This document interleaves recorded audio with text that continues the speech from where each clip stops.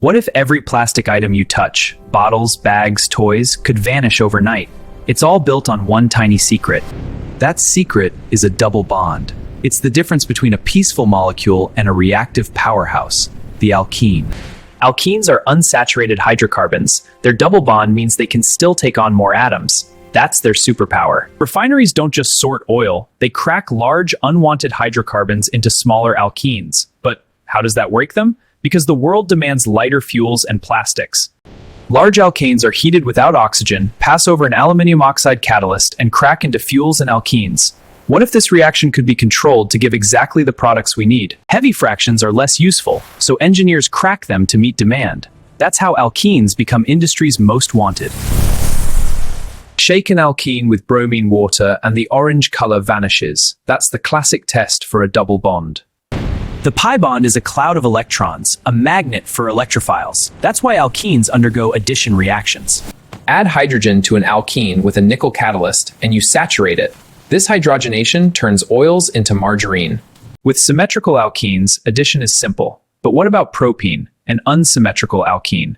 Two products are possible. The major product has the halogen on the more substituted carbon. That's Markovnikov's rule. But why? Alkyl groups donate electrons, spreading the charge. A secondary carbocation is more stable, so that path wins. Electrophilic addition, the H- attaches first, creating a carbocation. Then the Br ion attacks, forming the major product. Add steam to ethene with an acid catalyst, and you get ethanol. This is how industrial alcohol is made. What if we could make alcohol from gas without a single grape? Bromine water tests for unsaturation. But how does a nonpolar Br2 molecule react? It's all about induced polarity. The pi electrons repel bromine's own electrons, creating an induced dipole. The bond then breaks heterolytically. The carbocation intermediate here? Let's simulate it. What if we change the halogen? And iodine too, just slower. Any halogen adds across the double bond. Cold, dilute permanganate oxidizes alkenes gently to diols. But hot, concentrated KMnO4 rips the double bond apart. Identify the oxidation products, CO2, acids, ketones, and you can work backwards to pinpoint the double bond. Case closed. Alkenes can link together into giant chains.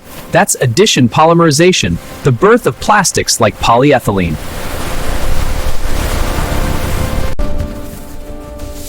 Swap a hydrogen for a methyl group, and you get polypropene. Tougher, more rigid, perfect for containers.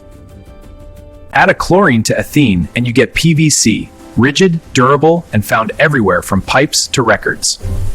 The toughness of polyalkenes is a curse after use. They can take centuries to decompose, choking our planet. Burning polyalkenes recovers energy but can release CO, HCl, and dioxins if not tightly controlled. Effective recycling requires sorting. Mixing plastics, especially PVC, leads to toxic emissions when burned. What if every household sorted plastics perfectly? Could we solve the waste crisis? To find a repeat unit, replace the CSC with a CC and extend the bonds. That's how PTFE's non-stick magic is built. Given a polymer, find the repeat unit, then put the double bond back. That's your monomer, the key to the plastic. Addition polymerisation, many unsaturated monomers link into one giant saturated chain. It's architecture at the atomic scale. Every addition reaction breaks the pi bond and attaches two groups across the carbons. That's the unifying pattern. Alkenes aren't just chemicals, they're the starting points for plastics, fuels, solvents, and even medicines. What if we lost access to alkenes? How much of your room would disappear? Alkenes start at ethene, 2 carbons. The general formula is CnH2n. Each member adds a CH2 group.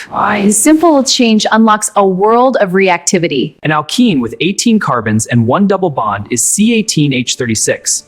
The double bond's position changes its identity. Decane cracks into hexane and but 1-ene. A word equation helps the double bond is between the first and second carbons. But what if it cracked here instead? Engineers control this to get the products they need. Nonane cracks into heptane and ethene. C9H20 gives C7H16 and C2H4. Cracking can be tuned to make more ethene. That's exactly what engineers aim for. Alkanes are electron precise. Alkenes have a reactive pi cloud. Electrophiles, not nucleophiles, attack alkenes. Ethene plus HCl gives chloroethane. With propene, the chlorine ends up on the central carbon, Markovnikov again. An electrophile is an electron pair acceptor. Chlorine becomes one by induced dipole, then adds across the bond. Bromine water tests unsaturation. Hot KMNO4 cleaves alkenes, revealing the double bond position from the fragments. This liquid did decarboxyl KNO4. It gives tufts a ketone. Cold KMNO4 yields a diol. Two OH groups attach where the double bond was. It's a milder, useful transformation. But 2-ene oxidizes to two molecules of acetic acid. Each CHR group becomes a COH group, carboxylic acid. A CR2 group becomes a ketone. Methyl but 2-ene gives acetic acid and acetone. The rules always hold. Rule 1. H2C-ene becomes CO2 becomes R2CO. What if you saw these in an exam right now? Could you get full marks? With cold KMNO4, propene gives propane 1,2-diol, but 2-ene gives butane 2,3-diol. Practice to make it automatic. A polymer is a giant chain of repeat units. Addition polymerization gives just one product, the polymer itself. Polymers from alkenes are saturated. They won't decolorize bromine water. Polyethene is a saturated hydrocarbon. Polymers have much higher melting points than their monomers. Polypropene is solid at room temperature, propene is gas. Polymerization of ethene is electrophilic addition, not substitution. Nothing is replaced, monomers just add on. Tetrafluoroethene polymerizes to PTFE. The repeat unit is CF2, a simple backbone with fluorine sentinels. Burning plastic saves fossil fuels but releases CO2, worsening global warming. Every solution has a trade-off. Burning polyethylene inefficiently produces toxic carbon monoxide. With PVC, you get acidic HCl and dioxins. CO binds to hemoglobin, starving your body of oxygen. From the repeat unit, add back the double bond. That's how you name the monomer: propene, chloroethene, ethene. Polyalkenes don't biodegrade. They break into microplastics, polluting oceans and harming marine life. Chemical recycling can break polymers back into monomers. The same alkene can be born again, a circular future. Alkenes add hydrogen, hydrogen halides, water, halogens, and polymerize, all through the double bonds reactivity. What if you saw the entire landscape of alkene chemistry in 5 seconds? Here it is. I think this propagation step is missing a radical. Peer assessment. One creates an alkane substitution question, the other an alkene addition. Mark each other, learn deeply.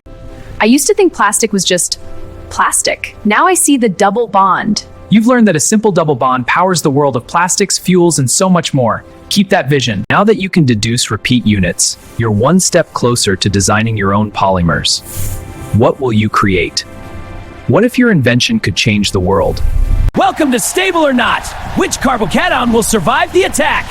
Why is the secondary more stable? Alkyl groups donate electrons, stabilizing. Experience the mechanism from the electron's view. What if you were the electron? Feel the pull, the addition from inside the reaction. That's how alkenes build our world. From a simple double bond we create. The question is, how will you use this knowledge to shape tomorrow? Thank you for joining. Smash that like if the double bond ever excited you, and subscribe for more Chemistry Unveiled.